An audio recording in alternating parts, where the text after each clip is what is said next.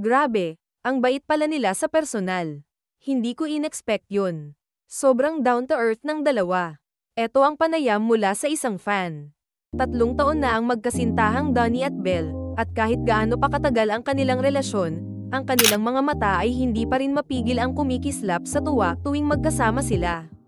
Habang ang mga tagahanga ng Dunbel ay laging sabik na makita ang kanilang mga idolo sa TV at social media, may mga pagkakataon din na ang kanilang love story ay lumalabas sa mga ordinaryong sandali. Isang gabi sa Manila, muling ipinakita ng magkasintahan ang kanilang natural na warmth at charm nang makita sila ng isang tapat na fan habang nagkakaroon ng romantic date. Habang naglalakad sa Bonifacio High Street, isang lugar na kilala sa mga magagandang cafe at boutiques, tila sila'y hindi alintana sa mata ng publiko.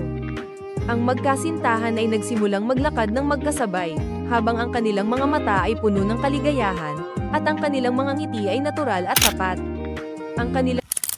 At para sa mas latest na chismis, subscribe at mag-like na sa channel natin. Ang usapan ay puno ng tawanan at mga simpleng kwento mula sa kanilang araw, mga kwento ng pagiging magkasama, ng pagiging magkaibigan, at higit sa lahat, ng pagmamahal na tumagal na ng 3 taon. Ang mga maliliit na sandali nila ay nagsasalamin ng hindi lang pagiging magkasintahan, kundi ng pagiging magka-partner sa buhay. Hindi nila namalayan, may isang tapat na fan na nakamasid mula sa isang cafe sa malapit.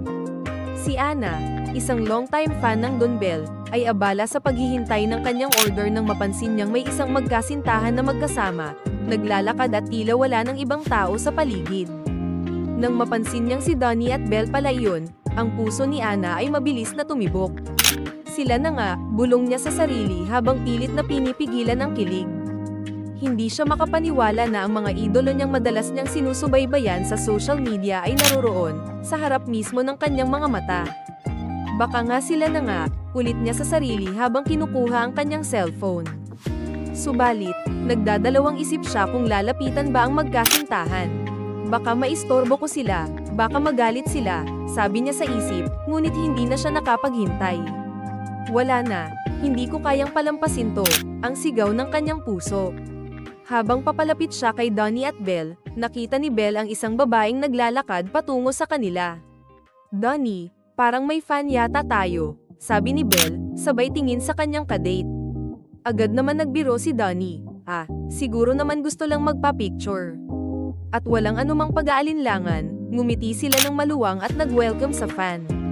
Si Ana, na medyo kinakabahan ngunit puno ng saya, ay lumapit at nagtanong, pwede po ba akong magpa-pic?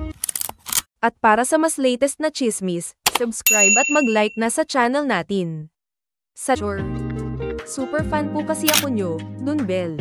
Si Donnie, na natural ang kabaitan at pagiging approachable, ay agad tumango at nagsabi, of course. Wala kaming problema dyan. Samantalang si Belle, na hindi rin pwedeng hindi magpakita ng warm smile, ay nag-alok kay Ana ng perfect spot para sa picture. Habang si Ana ay abala sa pagkuha ng litrato, nagbiro si Donnie, huwag mong gawing perfect ang shot ha. Lahat sila, si Donnie, si Belle, at si Ana ay napatawa. Isang nakakatuwang sandali, puno ng kilig, at isang magandang pagkakataon na hindi nila malilimutan. Grabe, hindi ko po kayang itago ang kilig ko. Sobrang saya ko po, sabi ni Ana habang tinitingnan ang picture. Wala siyang masabi kundi ang magpasalamat sa Dunbel sa pagiging mabait at accommodating. Maraming salamat sa suporta, Ana. Ang mga fans namin ang dahilan kung bakit kami nandyan, sa lahat ng tagumpay, sabi ni Belle, habang buo ang ngiti sa kanyang mukha. Si Donnie naman ay nagdagdag, salamat din, Ana. Wala kami kung wala ang suporta ng mga tulad mong tapat na fans. Tuldok. Nang matapos ang sandaling iyon, nagpaalam si Ana at naglakad palayo na may masayang puso. Sana po makita ko kayo ulit, ang huling sinabi ni Ana, na agad tumago sa puso ng Dunbel. Samantalang ang magkasintahan ay nagpatuloy sa kanilang romantic date, si Ana ay patuloy na tumawa habang iniisip ang nangyari. Hindi lang siya nagkaroon ng pagkakataon na makapagpa-picture sa kanyang mga idol, napatunayan pa niyang ang Dunbel ay hindi lamang magka-love team sa TV. Ang kanilang kabaitan at pagiging down-to-earth ay higit pa sa kanilang mga karakter sa screen. Habang lumalalim ang gabi at masaya ang Dunbel sa bawat hakbang nila sa kalsada, Tila tumigil ang oras para sa kanila.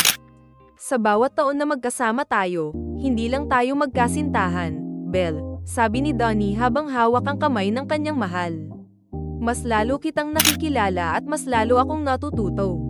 Sa bawat taon na magkasama tayo, Donnie, natututo rin akong mahalin ka ng mas malalim, sagot ni Belle, sabay halik sa kanyang pisngi. Sa gitna ng Manila at ng kanilang mga fans, hindi lang kwento ng Dunbel ang naroroon, kwento ng pagmamahal, kabaitan, at tagpo ng mga pangarap na magkasama nilang binubuo. Bago pa man sila magpaalam, nagpasalamat ang Dunbel kay Ana. Maraming salamat, Ana. Wala kaming ganitong tagumpay kung wala ang suporta ng mga fans namin, sabi ni Donnie, habang mahigpit na hawak ang kamay ni Belle. Si Ana, na hindi pa rin makapaniwala na natupad ang kanyang pangarap, ay naglakad palayo habang puno ng saya. Sana po magkasama pa tayo ulit someday, sabi niya, sabay palom na may ngiti sa kanyang mukha. Para kay Donnie at Belle, ang bawat pagkakataon na makapagbigay saya sa kanilang mga fans ay isang mahalagang parte ng kanilang journey. Hindi lang sila kilala dahil sa kanilang love team, kundi dahil din sa kanilang malasakit at pagpapakita ng kabutihang loob sa kanilang mga taga-suporta.